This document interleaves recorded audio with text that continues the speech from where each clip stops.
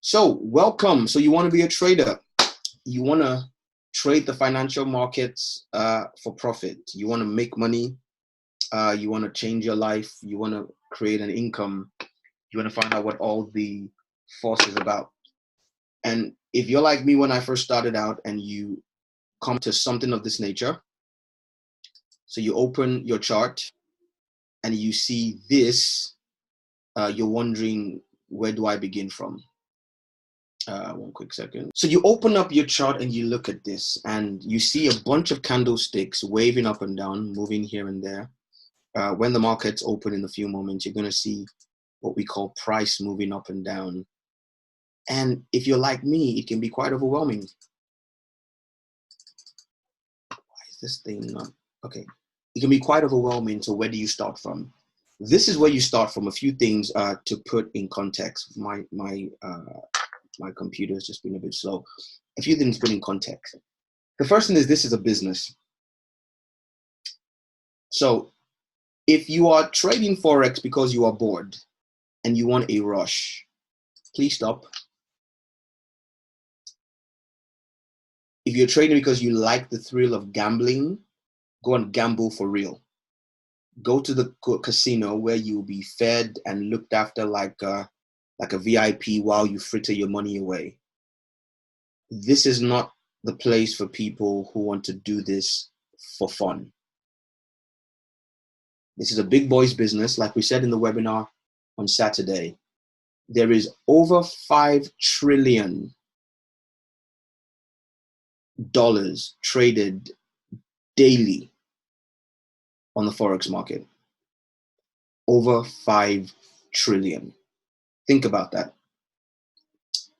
And the people who are trading, you could take some notes if you want to take some notes on this. These are some of the people who trade the Forex markets. Number one, central banks. So the Central Bank of America, called the Federal Reserve, the Central Bank of England, the Central Bank of Nigeria. They're moving hundreds of millions and billions of dollars around. They're paying debt, sending aid, creating trading opportunities. The big banks, Goldman Sachs, HSBC, NatWest, UBA, First Bank if you're in Africa, Barclays, HSBC, they're trading to make money. Hedge funds by people like Warren Buffett, George Soros, these guys are worth billions and they trade billions of dollars on a daily basis are involved. You have companies like Coca-Cola, McDonald's, Honda, Toyota, Mercedes-Benz, who operate in different countries in the world. Let somebody in. Who operate in different countries in the world, who need to send money to pay for stuff and buy and sell stuff. And so you are a small fish in a very big ocean. I repeat, if you're trading Forex, you are a small fish. Even if you have $100,000 account, like I have traded at some point or the other, and currently do on behalf of some people. Even if you have $100,000 account, you are infinitesimal in the scheme of things, because like I said, there's $5 trillion daily traded. What that means is, if you're going to succeed, you're going to need to learn to figure out how those guys work and follow their coattails. I repeat, to succeed at trading Forex, you have to learn to think. I call them the big fish, the big dogs. A mentor of mine who I learned a lot of trading from in years past calls them smart money. In essence, the people who actually drive the markets. How do they think? How do they function? How do they work? And then you tag on to that. And you learn from them and follow in their wake. Now, when you're trading Forex, you are looking at a chart like this one here in front of me. And you are simply plotting the price of an asset against the time or the passage of time of the asset. So here on this side of the chart, you're plotting the price of an asset. Here you're plotting the time of the asset. And you're making informed decisions. Let me move away from here. This is an analysis chart.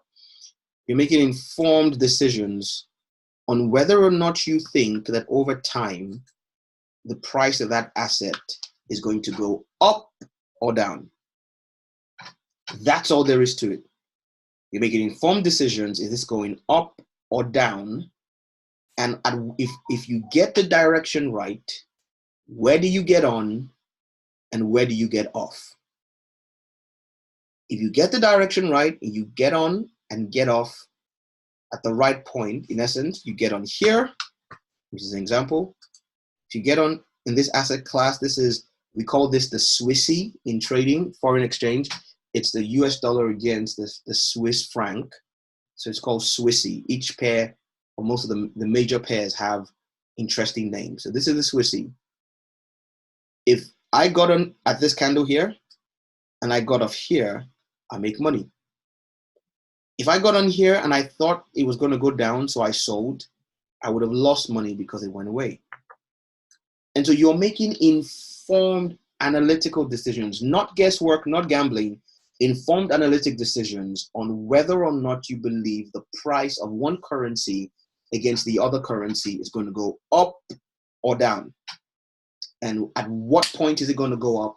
Where do you get on? Where do you get off? That's it. So you're trading one currency against another. The first letter or the first part of the currency, so this is USD CHF. The first part of that is what we call the reference, the base pair, and the other, that's what we call the reference pair. And so on this chart, I'm trading whether or not the US dollar is going to appreciate in value against the Swiss franc or depreciate in value. So if I think the US dollar is going to go up against the franc, I'm going to buy.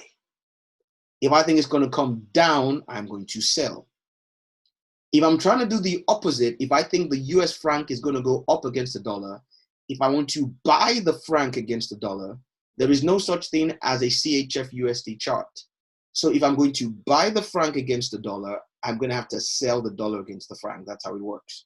So you pick which side you think is going to appreciate and you trade accordingly. Now, what you're technically doing is you're trading one country's economy against the other. More on that in a second. So there's two, let's open up a, actually I just typed this on here. There's two modes or two schools of thought. I think I spoke about this last week real quick, but I just need to repeat them real quick. There's two types of trading. Number one, you have technical trading. See that there? Technical trading. Technical trading is a discipline of trading in which we believe that all the information we need to know to make a trade is given to us on a chart. We're not interested in what's going on in the world, in the news. We're not interested in what the banks are doing and what we can read in a newspaper or online. We just look at a chart and we make informed decisions based on the movement of price in a currency. In essence, we believe that the past behavior of that currency pair or other currency pairs will teach us all we need to know about making informed decisions moving forwards. And I am primarily a technical trader. 70% of my trading approach is technical. I'm going to be teaching you to read charts and see things that other people don't see. But there is a second element of trading. It is called fundamental trading. Fundamental trading uses information from real life events to make a decision as to whether or not a price is going to go up or down. For instance, if you hear that a country's economy has crashed, you can expect the movement in its currency pair against other currency pairs because that real life information is going to affect what goes on in the marketplace. 30% of my trading approach is fundamental. And so I'm going to teach you over the next year or two or three how to blend the two. But primarily, we're going to start with technical. Over the next few months, we're going to go strictly looking at technical trading because the bulk of what you need to learn is found in this. And then we use fundamentals to filter out or give us some context on whether or not we think that the technicals we have deciphered are correct. There's three ways you can look at the chart on your browse on your trading platform. You can look at it as a line chart, which just plots the price as lines. That gives you a general idea of trend and what direction is going on. It doesn't explain to you the nuances that we need. The second is a bar chart, which gives you a lot more information, but I believe by far the best is a candlestick. These are called Japanese candlesticks. And when you look at a candlestick, real quick, recapping from yesterday, each candlestick has an open, a close, a high, and a low. So let's take this big one here, this white one. On my chart, you can set this up to look at how to use MetaTrader. Look at the video from yesterday. It talks about how to set this up. I have white for up candlesticks, one set, and black for down candlesticks. In essence, a white candlestick on my chart shows the price went up. A black candlestick shows that it went down. There's an open. This is the open on an up candlestick. The bottom of the candlestick, this bar there. There's the close up here. There's the high, which is the top of this thing called the wick. If you think of this as a normal candlestick, this line that runs right through it is called the wick. So that's the open here. That's the close there. This is the high, and this is the low. Again, the open, the close, the high, and the low. Very important. On a down candlestick, on my color scheme, black is down. The open is the top because it goes down. So the open, in essence, it's called up because it started low and finished high. It's called a down candlestick because it started high and finished low. Another name for that, while we're putting stuff up here, is bullish and bearish. So if you hear us in trading talking about bullish or bulls, so bulls or bullish, we mean the market is going up. If we talk about bearish or bears, it means the market is going down. So when we talk about a bullish candle, if you hear me talk about a bullish candle or a bearish candle, I mean an up candle for bullish and a down candle for bearish. And again, you need to bear in mind the open, the close, the high, and the low. For bearish candle, the open is the top, the close is the bottom of the bar, and the high and the low are still the same. Each candle on your chart represents one unit of time. So on a daily chart, each candle is a day. On a weekly chart, it's a week. Go look through the video from yesterday. I put on the group, it goes into that in a bit more detail. And so you are making decisions based on how these candlesticks move, right? As to whether or not you believe the next few candlesticks are going to go up or down. In essence, is the market is the overall currency pair. Is it bullish? Bullish means it's going up. So if the market's going up, it's bullish. If it's coming down, it's bearish. So if we believe this is going to come down, it's bearish. Going to go up, it's bullish. And we're making that decision as technical traders, primarily based on what's happened before. So I'll ask you a question. If you look at the market on the screen right now, do you think it's been generically bullish or bearish? Looking at this chart, this is a 4-hour chart of the Swissy, the US dollar against the Swiss franc. Has it been bullish or bearish? Somebody type in the chart and let me know. Has it been bullish or bearish?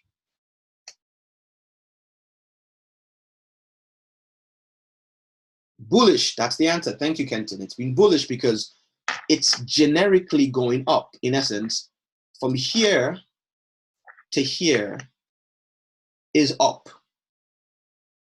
Now, you will notice that even though the overall direction is bullish, it's not gone all the way up.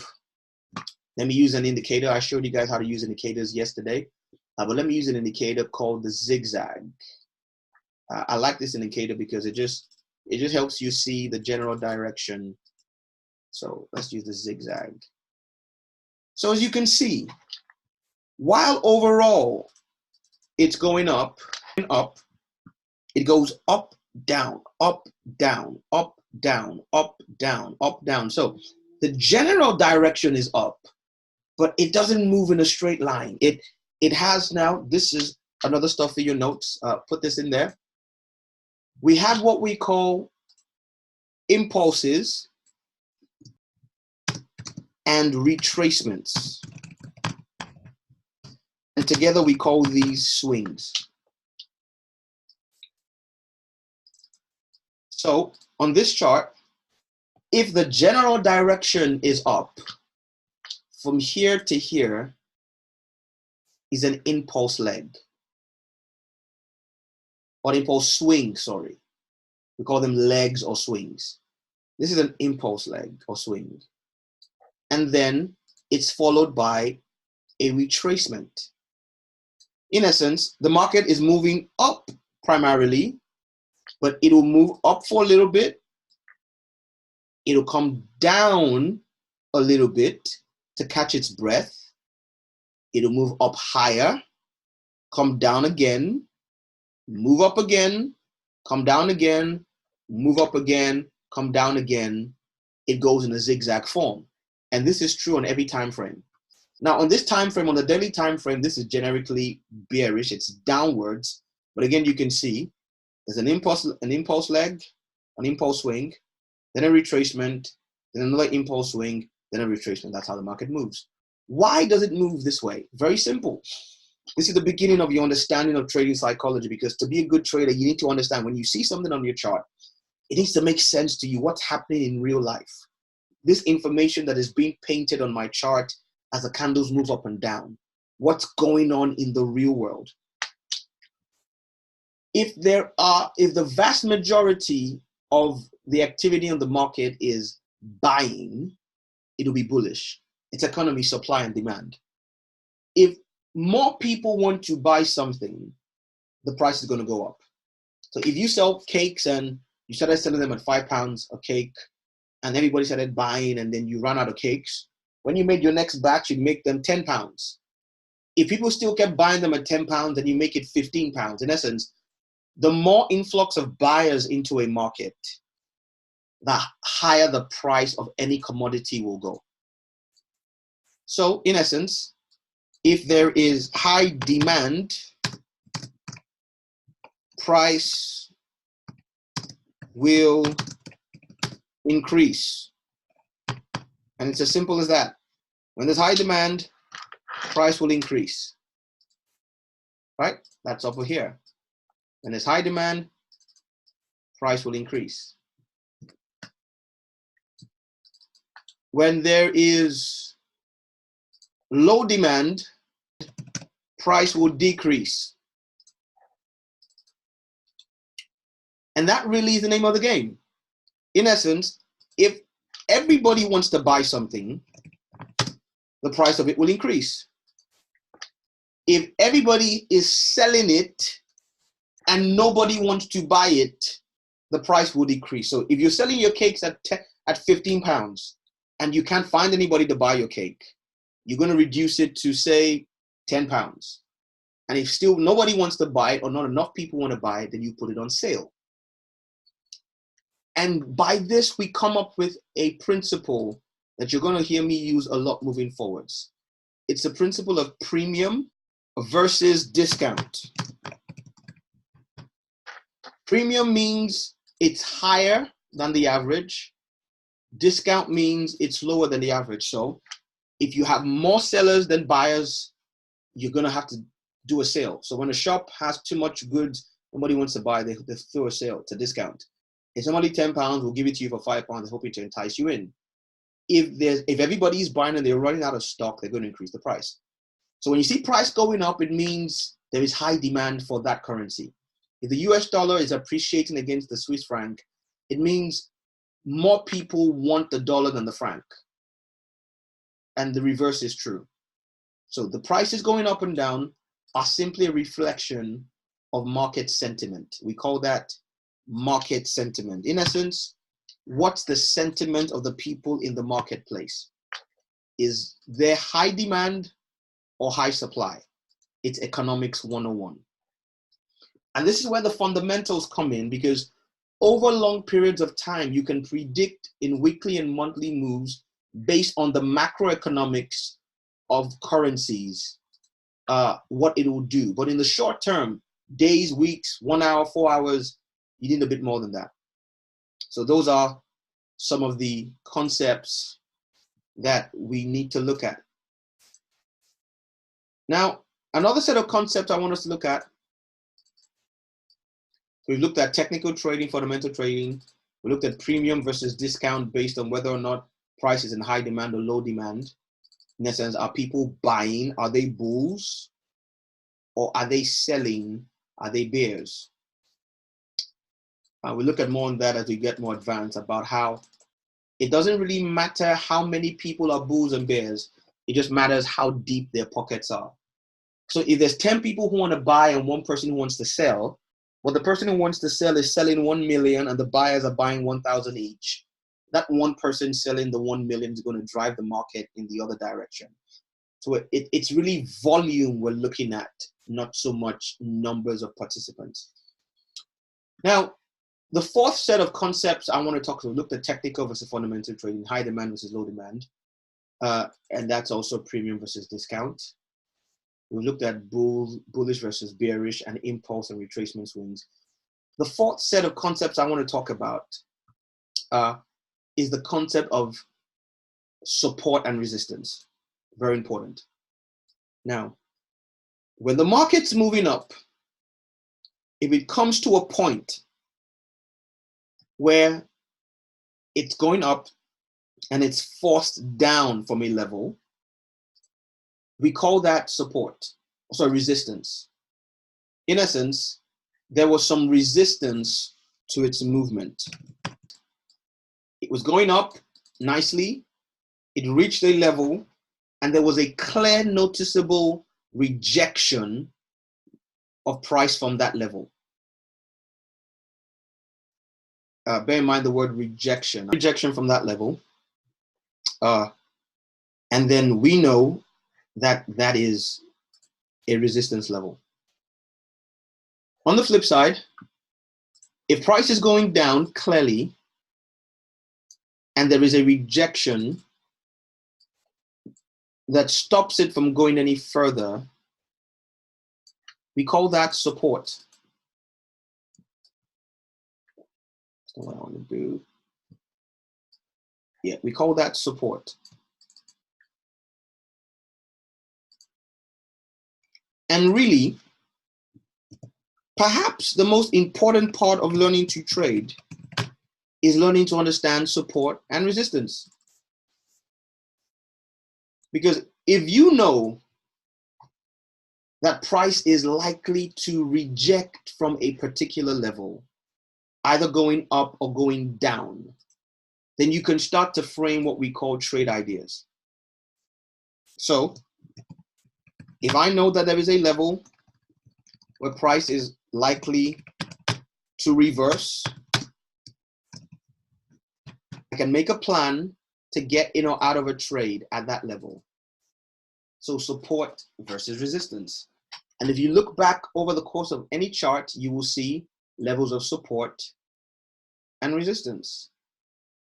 Support meaning down here, price was coming down, it found support and it changed direction. And then it came up here, found resistance, and it came back down. And so whether you're moving up or down over the course of a chart, you are looking for levels of support, one quick second, and resistance. So when I say support and resistance,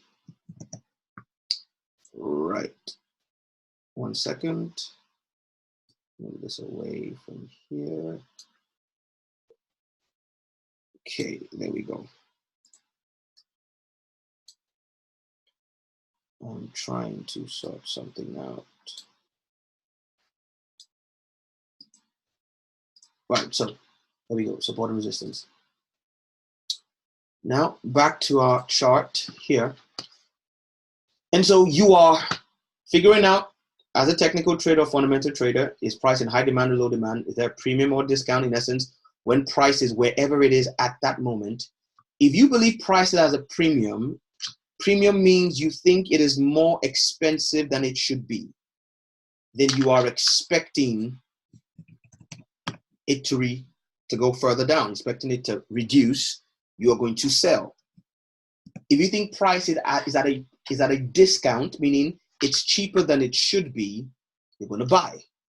That's the whole concept. And then you're going to look for areas of support and resistance to buy and to sell. And that's the general order of the flow of the marketplace. Now, let's come back to the concept of the candles. Actually, before we come back to candles, let's look at something else real quick. So I want to talk to you about now, coming back to the time. Remember, the chart is price versus time. Let's look at the time element. Put my dividers back on the chart. Let's look at the time element. Now, on a daily chart, like I showed you yesterday, on an hourly chart, each divider measures 1 day. Somebody say 1 day. So this here, from here to here, is 1 day in the price of the Swissy, the US dollar versus the Swiss franc.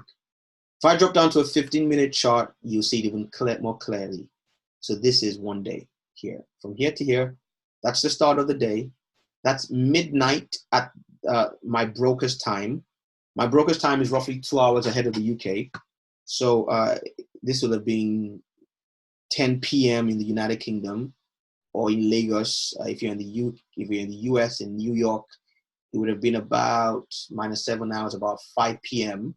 in the evening. But this is midnight to midnight.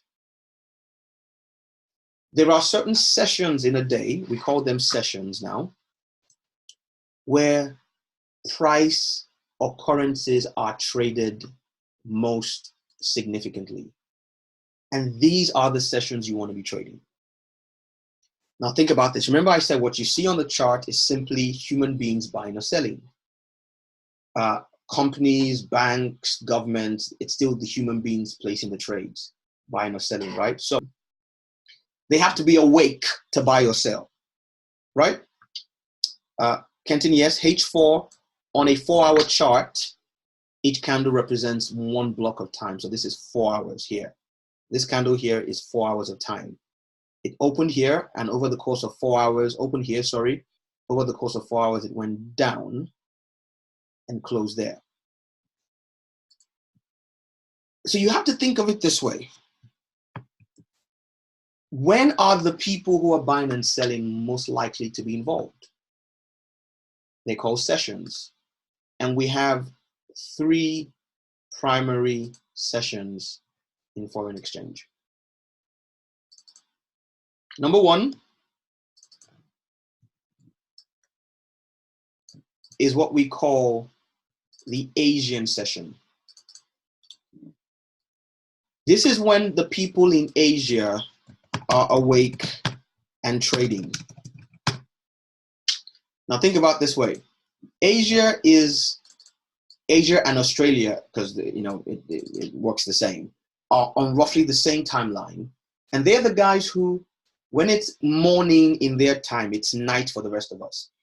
So for instance, if it's roughly 10 a.m. in the morning in Hong Kong or Tokyo, the Asian session is actually also called the Tokyo session, because Japan or Tokyo is seen as the capital of the Asian market. The capital of the South Pacific market is Sydney in Australia. And so people call the Asian session the Tokyo session or the Sydney session. They get the first crack at the day. When it's 9 a.m. their time or 6 a.m. their time, the rest of the world is sleeping. So they are the furthest on the left, on the right side, the right hemisphere of the globe. If you come back down or come back to your left, the second primary center of commercial activity is Europe.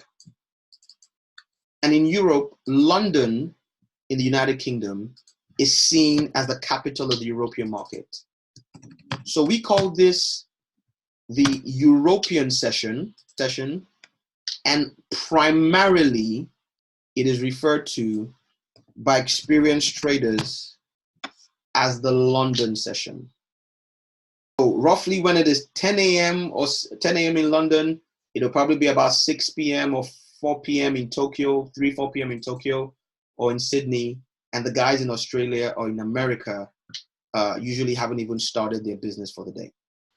And the third primary session that we need to be focused on is what we call the American session,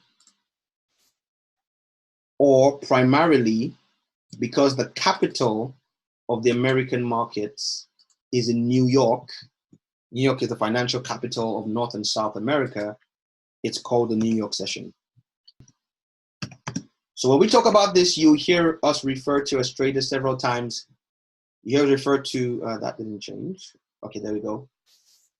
To Asia, London, or New York. Tokyo, London, New York. We're talking about the space of time in which these markets are primarily open. Now, because we're in different parts of the world, we need to use a reference point. And so we use GMT. GMT is the Greenwich Median Time. It's the time usually in London for majority of the year. It's the 0 point. And so I'm going to give you the reference points of what these times are. The Asian session, whether or not you count Tokyo or Sydney primarily as your Asia, right? The Sydney session opens at 7 a.m. It's a local time in Australia. That's roughly 10 p.m. our time at GMT. And if you are in New York, it's roughly 5 p.m. So if you're in roughly Lagos, Ghana, Nigeria, around about that area, West Africa and Europe, that same axis, we're on the time scale, it's roughly about 10 p.m. our time, roughly. Could vary 1 hour here and there depending on what time of the year it is. If it is in New York, it's 5 p.m. It's 7 p.m. local time. Now the Tokyo session, which is the real Asian session as we call it, that's the capital we usually use, starts at 9 a.m. their time, which works out as 1 a.m. GMT and 10 a.m. 1 a.m. GMT, 8 p.m. New York. And it closes 6 p.m. in Tokyo, 10 a.m. our time. I really wish I could show this to you. My computer wasn't just being silly, but I will post the file. If it comes up before we end the session, if not, I'll post it in the group. And so roughly between, we use GMT, roughly between 1 a.m. and 10 a.m., 1 a.m. in the morning and 10 a.m. in the morning, Tokyo or Asian session is open. London starts 8 a.m. GMT to 4 p.m. GMT and starts roughly noon or 12 noon in GMT, which is roughly 9 a.m. or 8 a.m. 8 a.m. Depends on what time of the year it is. So it starts usually about 8 a.m. in New York, which is either 12 noon or 1 p.m. GMT. And so these are the periods of time where traders in this individual market are currently trading. You want to be in the market at these times where these sessions overlap. In essence, if you look at the currency you're trading, and this is something that's not taught a lot out there. If you look at the currency you're trading, for instance, this is the US dollar versus the Swiss franc. We have one pair that is in North America, a second pair that is in Europe. You technically want to be trading this at a time where one or both of those pairs, where the countries they are based in, are active. In essence, if there's sleep in America and there's sleep in Switzerland, nobody's going to be trading the USCHF. So you want to come into the market at a time where London is active, or New York is active, or both are active at the same time. The overlaps where both are active at the same time are the periods of time where you have the most quote and unquote volatility. And that's another word I want to put up here. Volatility means price is moving or covering a wide range in a short space of time. In essence, if the market is highly volatile, it means in a short space of time, price has increased or decreased or both very quickly. If it's low volatility, it means that in that space of time, there has been minimal movement in price. Now think about it this way. If you spend 4 hours watching a chart and the price only moves 5 pips, we talked about pips in the introductory videos. I don't have time to repeat that. Go watch the introductory videos. If price only moves 5 pips in 4 hours, do you really want to be staring at your chart in that space of time? The answer is no, because you're not going to get much of an opportunity to make money or lose money, because volatility works both ways. It means you make money quicker or you lose money quicker. But if you know what you're doing, you want to be in the market at times where there is fairly high volatility. And there is high volatility because there are several individuals, corporations, banks, things of that nature in the market at the same time. It's like going to your local supermarket at 4 a.m. in the morning. No one's going to be there. The market's short. And even if for 24-hour stores, there's 1 or 2 people there, the people who are driving long distances, who are working night shifts. But if you go in at, say, 1 p.m. in the afternoon to Tesco's or Sainsbury's, or if you're in Nigeria to ShopRite or Balogun Market, if you're in America, you go to, I know what your stores are, the Walmart. At a time where there's high activity, several hundreds of people coming in and out, buying and selling, it's busy. That's the time you want to be in the market, because the prices are going to be fluctuating very highly. And so we get our volatility based on these sessions. And I'll show you over the next few weeks and months that each session has very interesting characteristics. There are things that happen in these sessions that are significant, especially if you're trading on a daily basis. You expect certain things to happen during Asia, certain things to happen during London, certain things to happen during New York. The final thing I want us to talk about today, is liquidity. And I need you to write this one down, because as you grow as a trader, this word liquidity will become king. Your understanding of liquidity, in my opinion, is the primary determining factor in whether or not you succeed as a trader.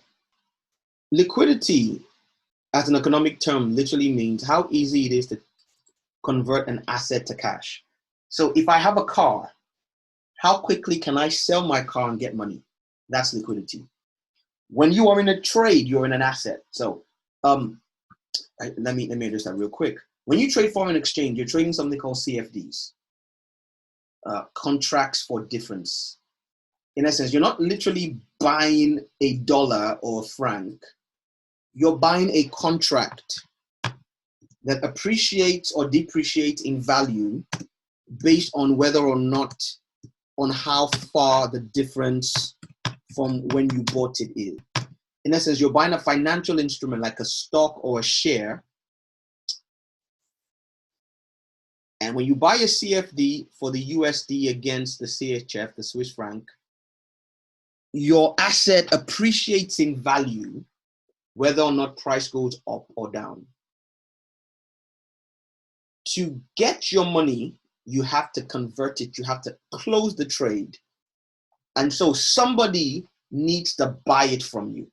Just think about that for a second. So if we buy the CFD of USCHF, Swissy, if I buy here and I want to sell up here, to buy down there, somebody needs to be willing to sell to me. To sell up here, somebody needs to be willing to buy from me.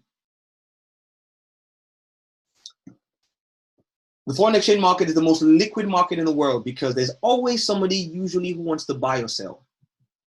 People are buying goods across different countries. Banks are doing business. It's different from stocks and shares. You may want to sell your house and no one wants to buy a house. You may have a share in a company. Nobody wants to buy your shares or sell your shares. Sell shares to you. Somebody always wants to buy or sell at a level. But think about this. The guys who are trading in billions of dollars, billions. They're going to find it harder to find buyers or sellers. If you're Nigeria, you want to send money to United Kingdom and you go down to the marketplace and you go to a bureau de change, you want to buy £100. It's easy. But if you are trying to buy 100 billion pounds, your local bureau de change or the block market person is not going to have 100 billion pounds to sell to you. You're going to need to find someone who wants to do the other side of the contract for a similarly large amount. And so the big fish, the big dog, smart money, like my former trading mentor would call them, they're looking for liquidity. They're looking for areas in the market where they're going to find counterparties to their trade. So if the Central Bank of America wants to sell this CFD, the CFD for this pair, meaning they're here and they want to go down, they have to find an area of price where there is likely to be liquidity. And I will show you this over the next few weeks and months. Just believe me for today. The highest levels of liquidities are usually found at areas of support or resistance. Simple under old highs or atop old highs and under old lows. We call them swing highs and swing lows. Remember, we spoke about impulse and retracement swings. So this is where we come up with swing high versus swing low. And I don't mean the song Swing Low, Sweet Chariot. Now, a swing high is a candle that has at least one lower candle to the left and to the right. Some people define it as 2 to the left and 2 to the right. I personally use one. Either works well. So you see this candle here, over here, this one here. Let me put a shape there just to show you what I'm talking about.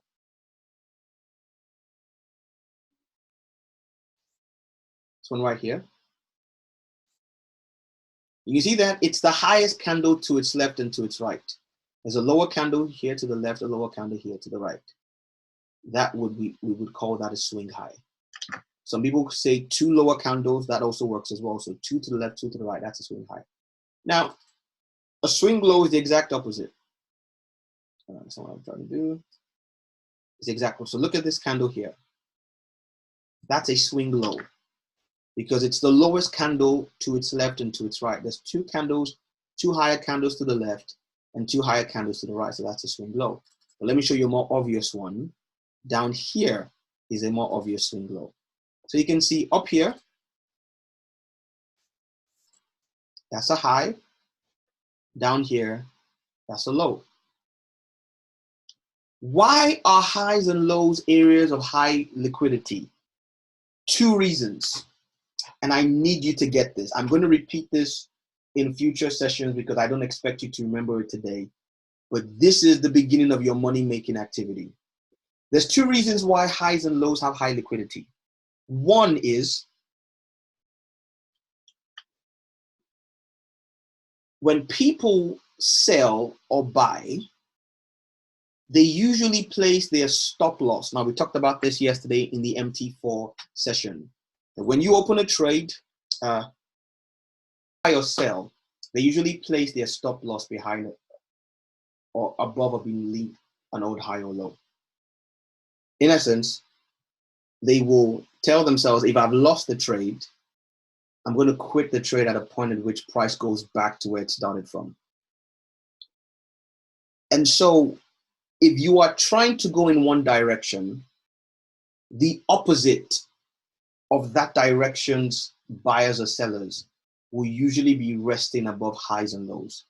So if you want to go to people who have buy orders above the high or the low, and the reason why they have the buy orders there is that they are either breakout, okay, that's coming back up now.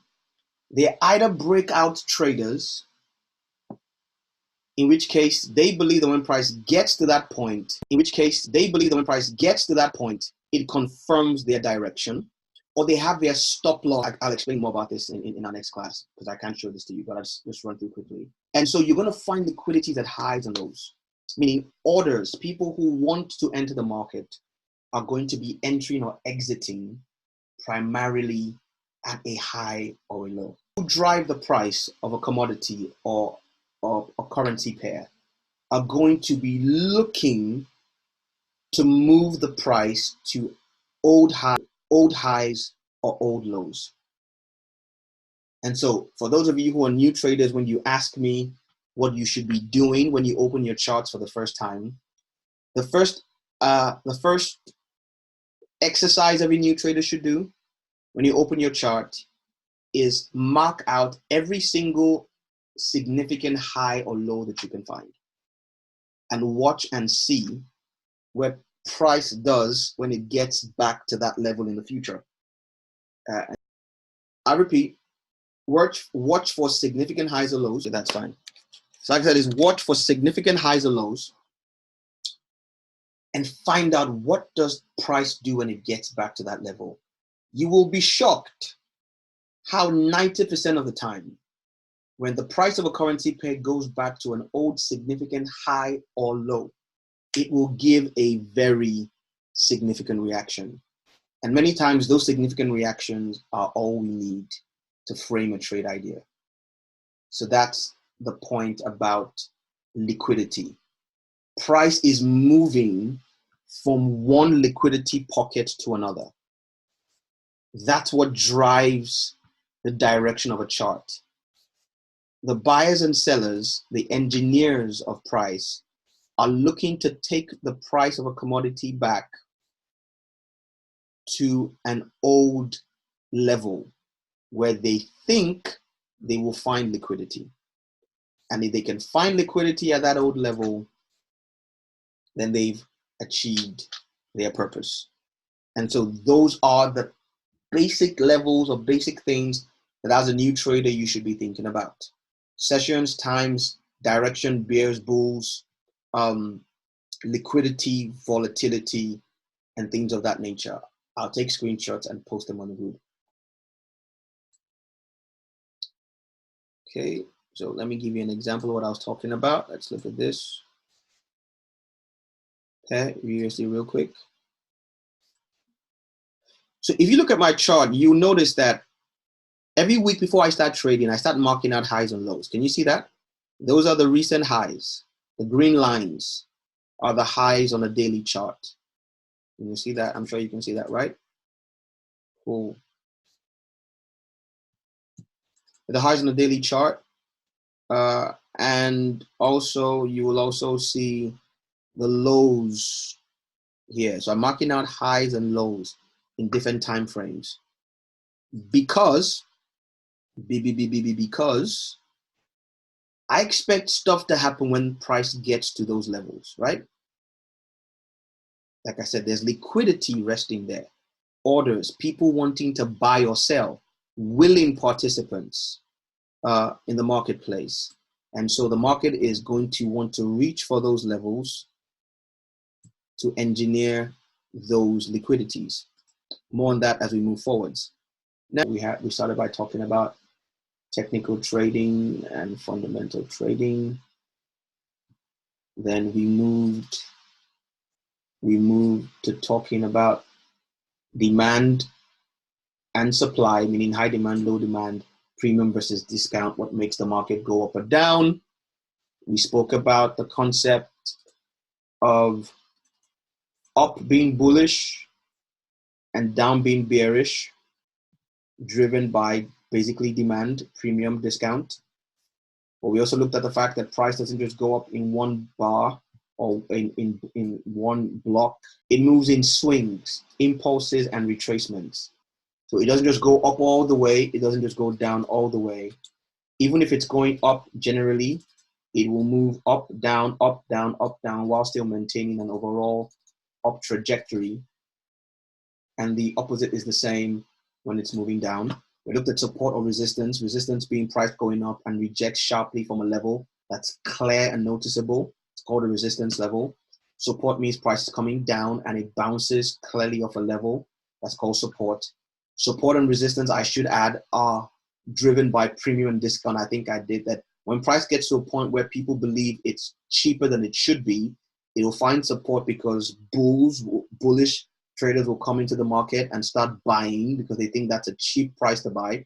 So if a car is supposed to cost £5,000, if it's £4,000, you're going to want to buy it real quick, and then that drives the price up. If the price is too high, they think it's more pricey than it should be, meaning it's at a premium.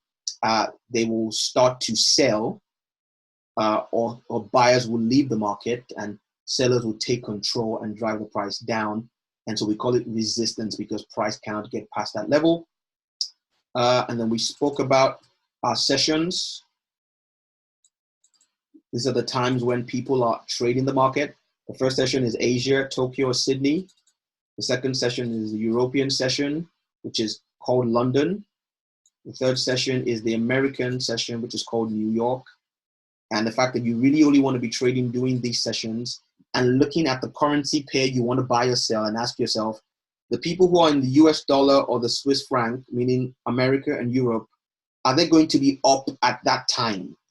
If they're not going to be up, then it's not worth your time. Okay, good point. Can I put a time? Somebody said beside each session. I will do that, Kenton. That's a great idea. So this is in GMT, right? We're looking at this in GMT, Greenwich Mean Time, which is roughly the time in Ghana, in Accra, or in London, in Europe. So the Tokyo session, roughly, again, these are not set in stone, depending on the time of the year. If you guys can sit down your screen, please let me know that you can see it. Kenton, so does that, yeah, so there we go. So Sydney, Tokyo, Asian session. If you look at GMT, roughly about midnight for Tokyo beginning. Sydney begins around 8, 9. Again, it depends on the time of the year because each country moves its time back and forward just a little bit over the course. One second, let's put this back there. Over the course of a year. And so it will change by 1 hour here and there as we go along. But primarily, so Sydney, open, close. There you go. That's the local time. That's the Eastern Standard Time is the time in New York. And that's GMT. So there you go. So Asia, roughly GMT, roughly midnight to 9 a.m. London, 8 a.m. to 4 p.m. That's the time in London. New York, roughly 1 p.m. to 10 p.m. Again, these move back and forth during the course of the year. So that's the times. If you want to take a screenshot on your computers right now or write this down, I'm going to leave that there a little bit. I'm going to put it down here, right? And then we'll come back to it.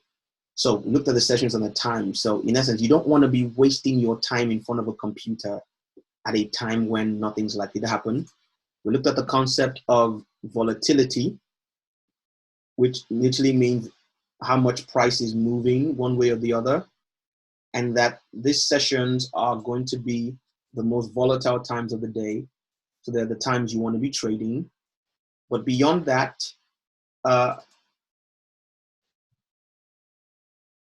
when these time frames overlap, it's spectacular. So when 2 or 3 of them are in operation at the same time, that's when you have majority of the traders in the world coming together to participate in the market. That's when you get usually the most significant moves.